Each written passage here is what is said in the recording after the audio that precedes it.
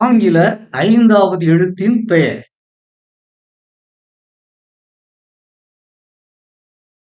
இது 5வது எழுத்து. இந்த எழுத்தினுடைய பெயர் ஈ.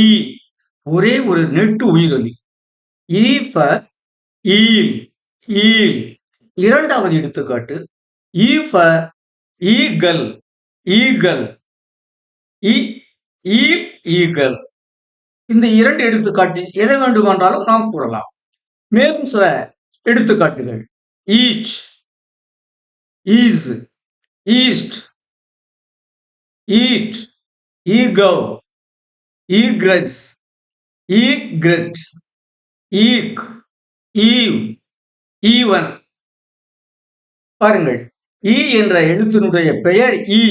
நெடில், ஒரே ஒரு உயிரொலி நெடில். இதற்கு எக் என்ற சொல்லை எடுத்துக்காட்டாக கூறுவது சரியாக அமையாது. ஏனென்றால் இங்கே ஒரே ஒரு நெட்டு உயிரொலி ஈ. இங்கே முதலில் இருப்பது அ என்ற ஒரு குறில் உயிரொலி. எனவே இந்த ஈ என்ற குறில் உயிரொலி இந்த ஈ என்ற நெட்டொலிக்கு எடுத்துக்காட்டாக அமையாது.